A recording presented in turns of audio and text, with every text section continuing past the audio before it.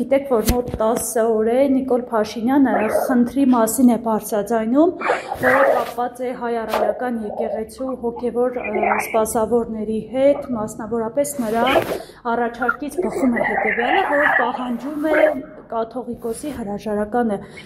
Կիսում եք ձեր քաղաքական առաջնորդի տեսակետը այս հարցում, ինչ կասեք նրա հայտարարությունների վերաբերյալ, գրառումների հետ կապված։ Բնականաբար Նիկոլ Փաշինյանի քաղաքական որտեղ գրած ուղերձերի հետ համաձայն եմ 100%-ով լիովին ընդհանուր առմամբ դեպի Հայաստանը որ ճանապարհը որ գնում է դեն գաղափարախոսը որ ունի Նիկոլ Փաշինյանը միանշանակ 100%-ով կիսում եմ ու աջակից եմ իսկ ընդհանուր առմամբ վերջի ժամանակներում տեղ ունեցող իրավիճակների հետ կապված միայն կասեմ որ ես կողմ եմ յուրաքանչյուր հարցում օրենքի կարգը պահելուն, այդ օրենքները կլինեն գրված, թե չգրված օրենքներ, ես ինքս փորձում եմ հնարավորինս ամեն ինչ անել, որպեսզի թե իրավական, թե բարոյական օրենքները պահել, ու այս դեպքում եւս կողմ եմ, որ այն բոլոր հնարավոր օրենքները, որոնք կան, դել եմ կրկնում, թե բարոյական, թե իրավական, լինեն պահպանված, ու այդ կապ չունի, որ դաշտում է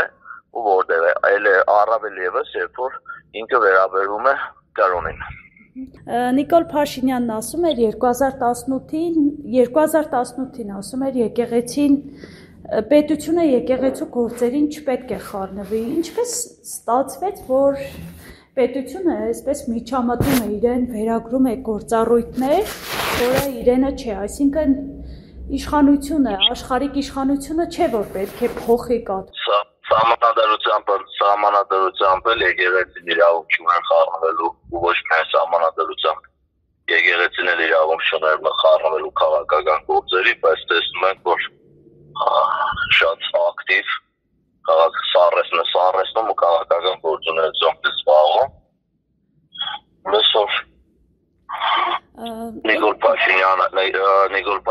շուտ ասել է 2018 թվականին վստահ եմ, որ եւս կառավարությունը որպես այդպեսին չի խառնում եկեղեցու գործերը, օրենքի կարգը պահպանված է,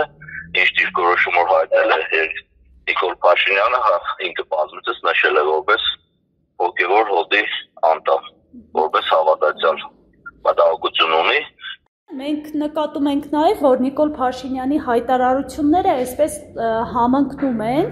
Ադրբեջանի հոգևոր առաջնորդի հայտարարությունների հետ։ Հոգևոր առաջնորդը խոսում է այդ մասին եւ հաջորդ օրը կամ մի քանի օր հետո նման բովանդակությամբ հայտարարություն անում է նաև Նիկոլ Փաշինյանը։ Սա ինչպես եք մեկնաբանում։ Անահիտ ջան, դուք շատ ճիշտ նշեցիք, դուք նկատում եք այդ նկատումները ձեր նկատումներն են, մնացած մարդիկ էլ ովքեր չեն ուզում են այլ սիդանգյունից նայել, նկատում են, որ երկրի վարչապետի խոսությունը համընկնում է ժողովրդի մեծամասնության խոսքի հետ, ինչ են կնում համեմատության մեջ բերում Ադրբեջանին։ Եվ Ադրբեջանը 6 ամիս առաջ էլ մի բան ասած էր, հմիելի նույն ձևով բերել միշտ փորձում է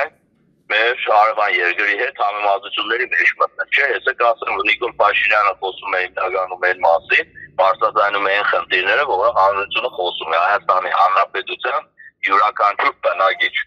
դպրոցի կառուցում, անկապարտեզի կառուցում, այլ խնդիրներ եւ այլ, չէ՞, ես տեսնում եմ, որ մեր երկրի ղեկավարը կտրված չէ հասարակությունից, կտրված չէ ժողովրդի եւ խոսում են ամեն ինչը, ինչ որ խոսում է նաև ժողովուրդը կամ ուզում է լսել ժողովուրդը։ Այսինքն, երբ որ ասում եք ժողովրդից լսած խնդիրներին է անդրադառնում Փաշինյանը,